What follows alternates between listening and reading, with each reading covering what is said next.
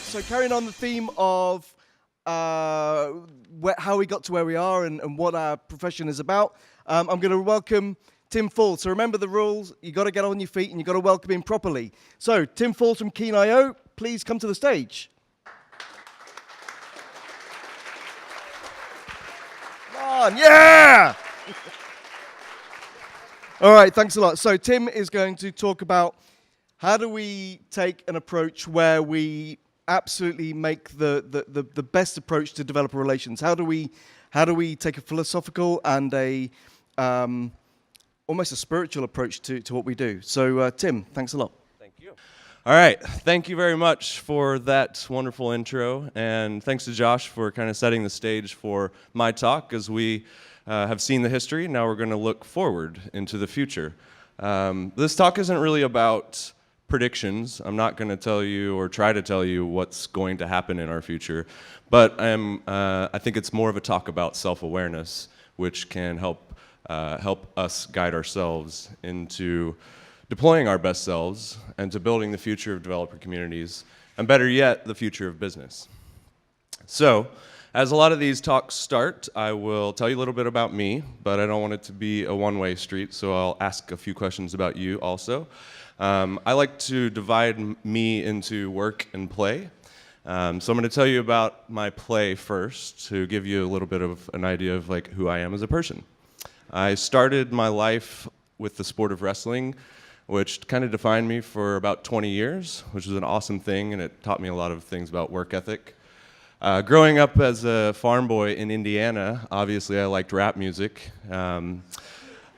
I was actually a lot bigger fan of Tupac, but it's harder to find an icon of Tupac than it is Kanye, believe it or not. So that's my representation of rap music. And more recently than that, I've enjoyed staring out the window of an airplane, much like many of you in this room, I'm sure, can relate to. While I was with SendGrid, my previous company, as a developer evangelist or developer relations professional, I flew a lot more than I do now. I was flying about 500,000 miles over a course of 3 years with them, and I've kind of backed off that. I still love travel, but not that much. I also really like dogs. I have a pit bull named Khan. He's an advocate for the breed. They're an awesome species and breed, even though they get bad raps.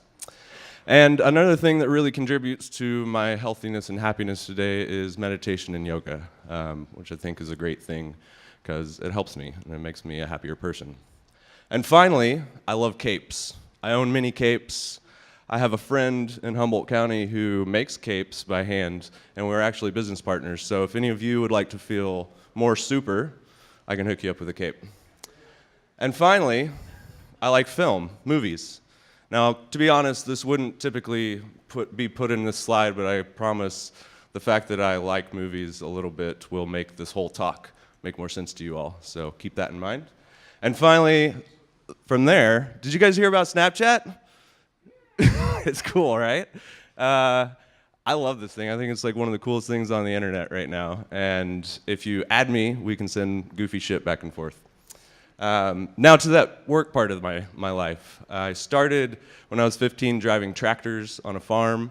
I upgraded from there to driving moving trucks as a furniture delivery person once I had my driver's license. And then once I had my college degree, I got to drive forklifts in a manufacturing plant, still back in Indiana, which really sucked. So I went back to grad school in Colorado, which introduced me to this place called Techstars, which was a seed stage accelerator you probably all have heard of.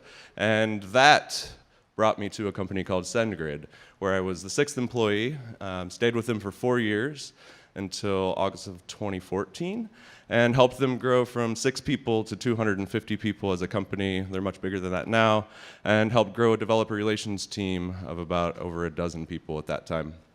But then I jumped off that rocket ship and landed at Keen.io, which is a data analytics company.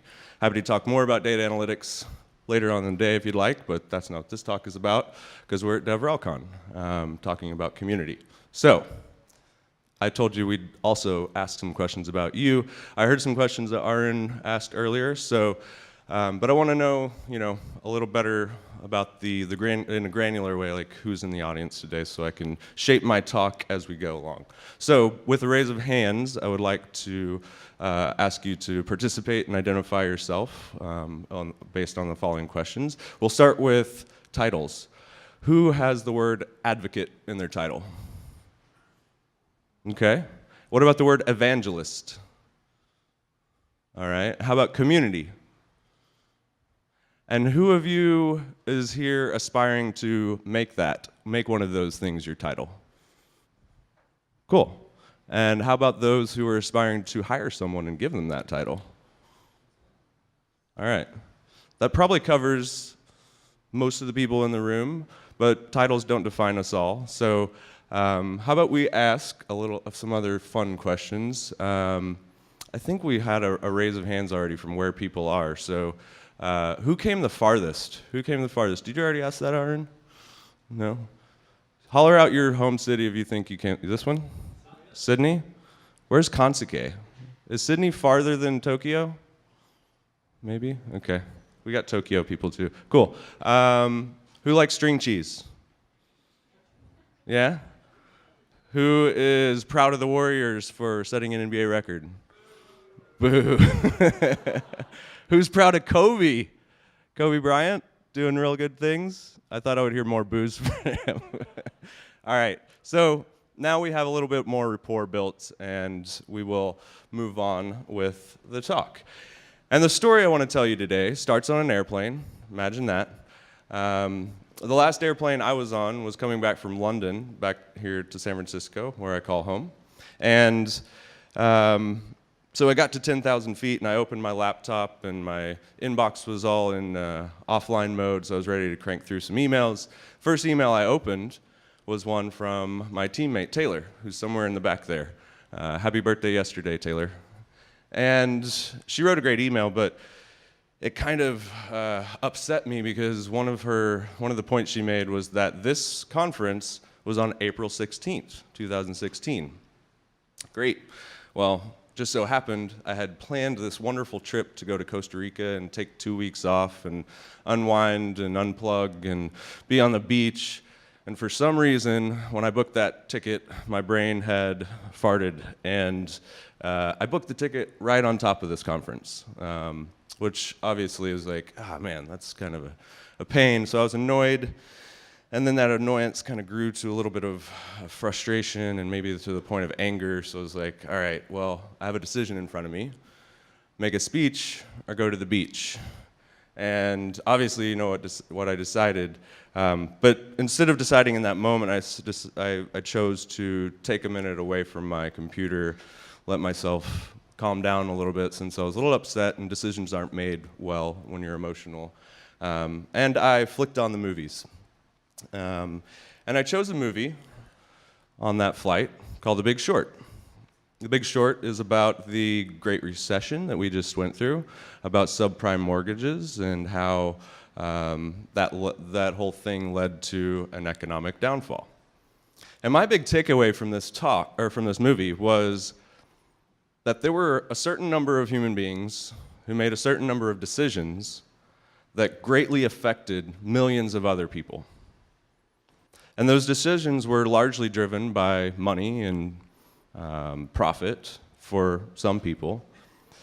But more importantly, they totally disregarded the other human beings that were going to be affected by that.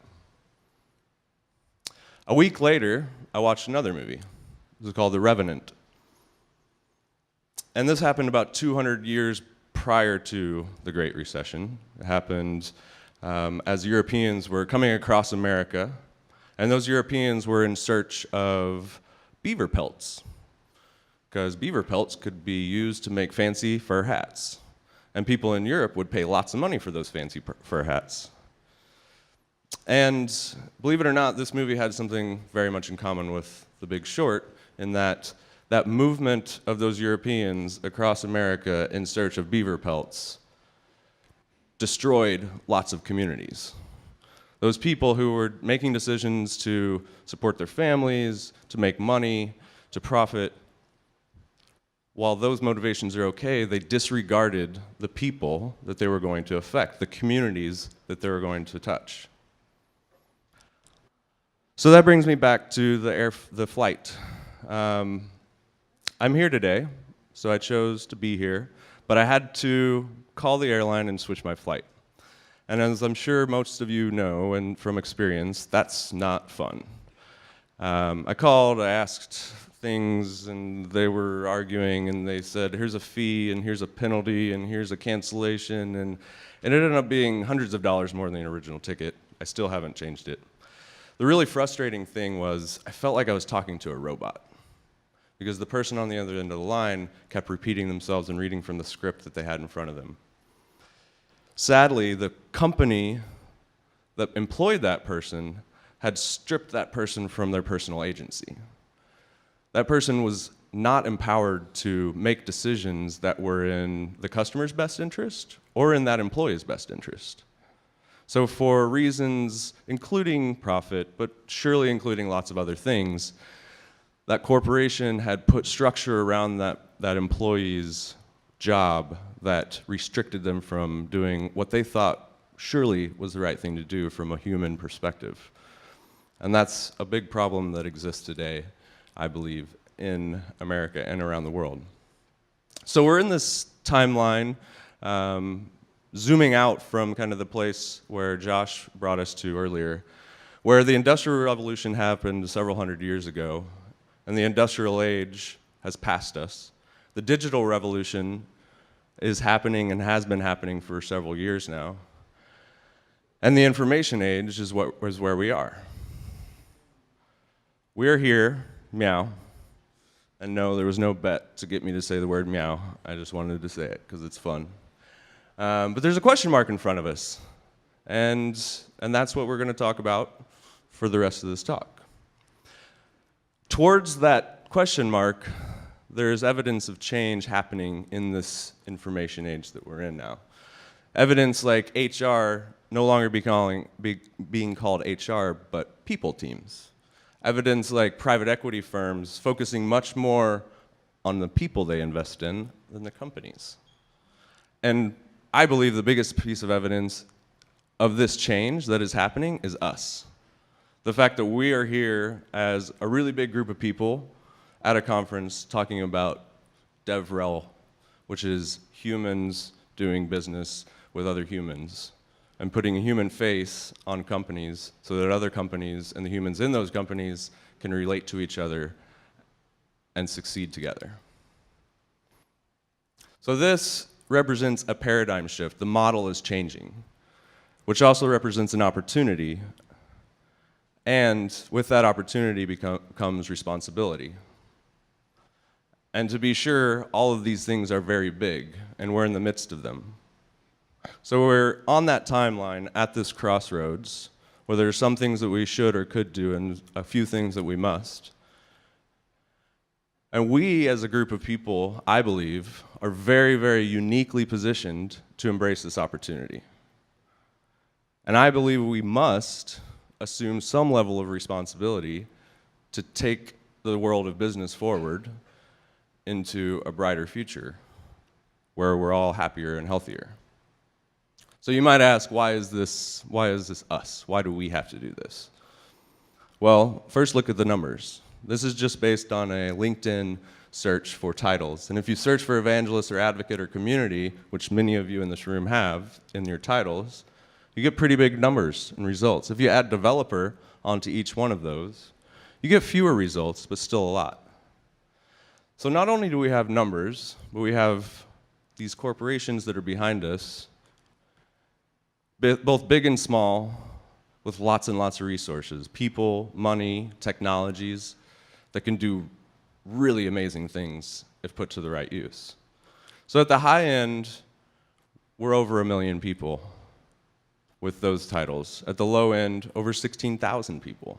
And that's just on LinkedIn. So I believe that we have the critical mass of people if we are together in a mission to make things happen.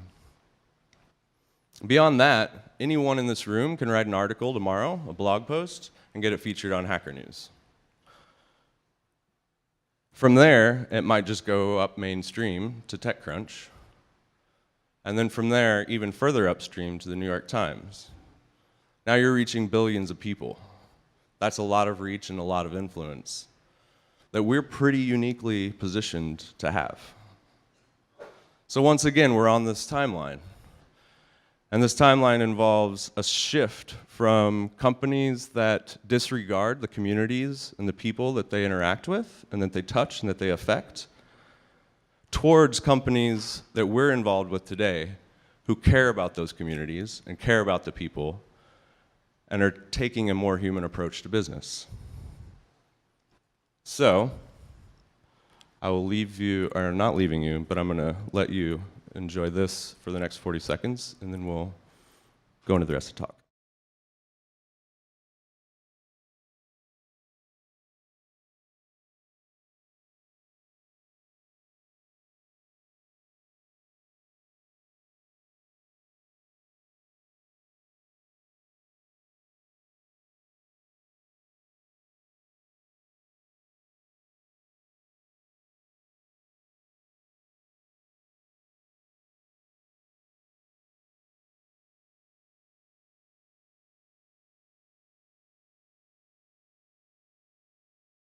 Love that song. It's going to be stuck in your head for the rest of the day, too. So we'll continue on that movie theme, and I thought I'd bring it back to a movie that you all can probably relate to a little bit more than The Revenant and The Big Short. So we're about ready to hit the hyperdrive lever, but first, one more piece of participation from you all. We're going to visit this place where Luke visited, and we're going to do some introspection training. So you don't have to raise your hands this time, but I'm going to ask you all to be introspective for a moment and ask yourself, I'll ask you some whys, and you answer with some I's up here in your head. So the first question of why is, why are you here today? Why did you decide to come to a conference on a Saturday morning and spend all day inside this beautiful office? Is it because you want to come meet new people and see old friends? Or hone your skills for your craft? Or because your boss asked you to be here? Or because you think that being here will help you get closer to achieving some metrics that you've set forth as goals for your team or for yourself? And the second why is, why are you in this role? Is it because you just were in the right place at the right time and this is chance? Is it because you feel like you were meant to be part of this movement?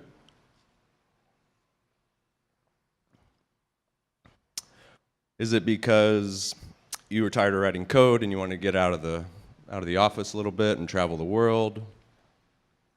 All of these are probably answers that many of you have already said, and I'm sure you have many others.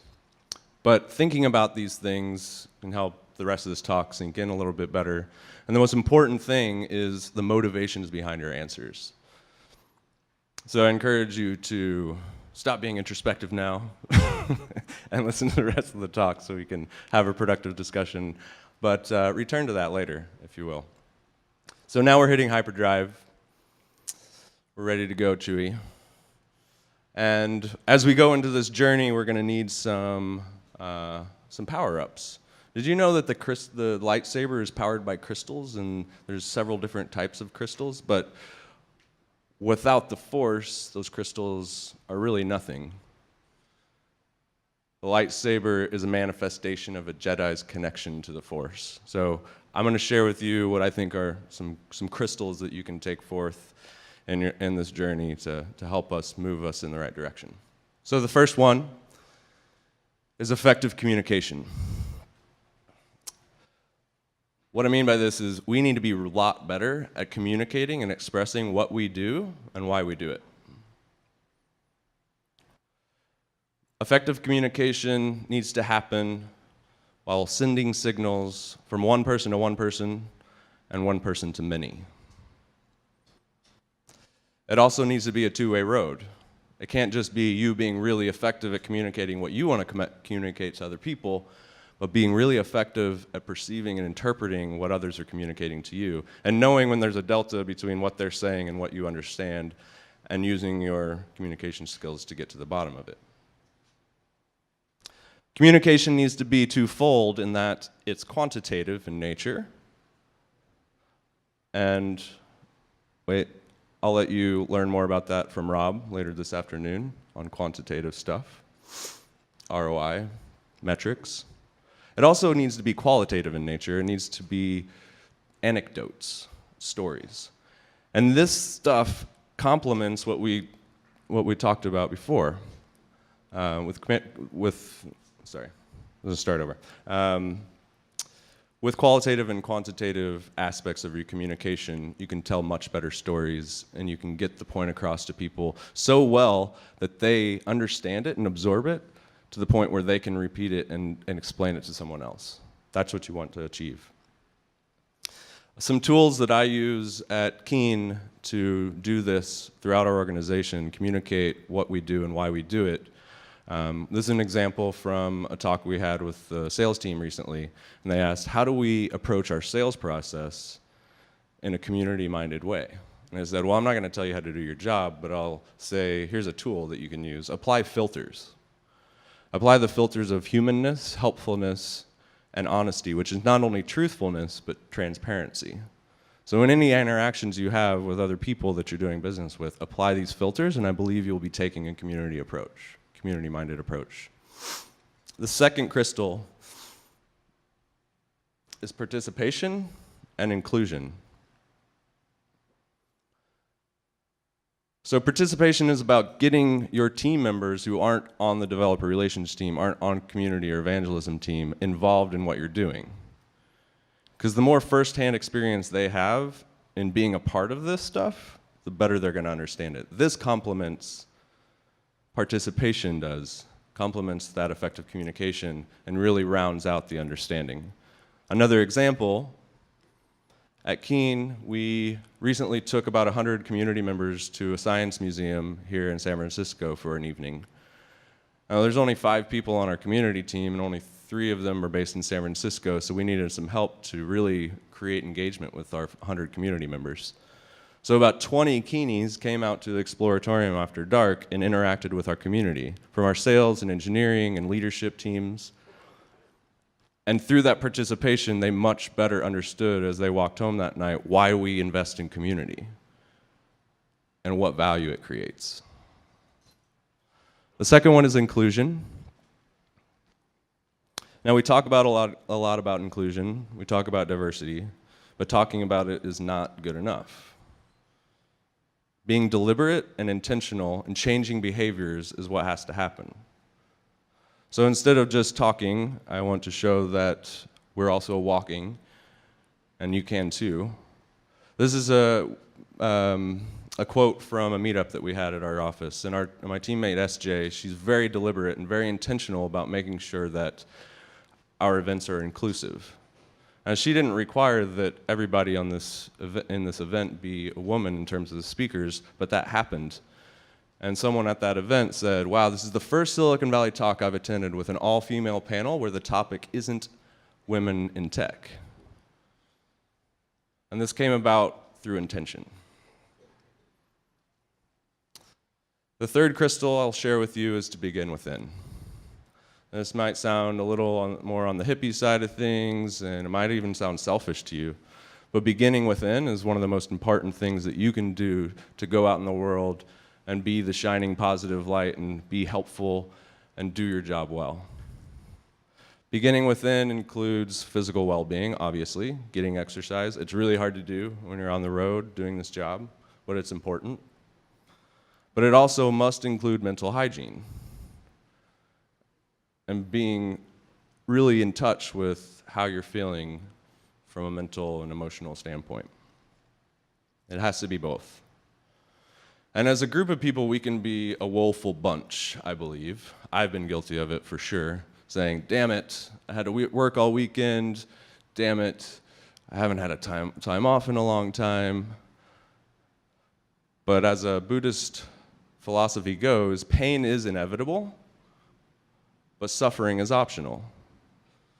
It's up to us how much of that pain translates to suffering. We can reframe those moments of woefulness to like, damn, I'm pretty lucky to have been in this city on this weekend working with all these awesome people. And I can take a day off next week because I work this weekend. I'm going to take Wednesday off next week because I work today. So we can change behaviors. And as humans, we have this capability of self-awareness, which gives us the capacity to be introspective, which sets us up to be more mindful people. Mindful about who we are, where we are in the world around us, and how we affect the people around us. And that might seem a little foreign or scary to like be this introspective person over in the corner, like focusing on yourself, but this can be a community-driven thing as well. A community environment in which you can have this is with your teams. So I'll give one more example. At Keen, we do this thing called Introspection Happy Hour. Every Thursday evening, we all get together, we break up into groups of 6 to 8 people, and we just share our feelings with each other. Our personal things, our professional things. You don't have to share anything you don't want to share, but you can share everything you do want to share. And it gives us all practice in being introspective in a really supportive environment. And it also helps us understand the humans that we work with. So if anybody would like to check this out, we often have guests, and we've had many guests go away and say, I'm going to put this into place in our office. So you're more than welcome to come join us for one on a Thursday. So we are human, and humans are capable of a whole lot of things, even shaping the future of business, even if that seems like a daunting thing. And some say our potential as humans is without limit. Remind you of anyone? So, to wrap things up, we're back here on our timeline.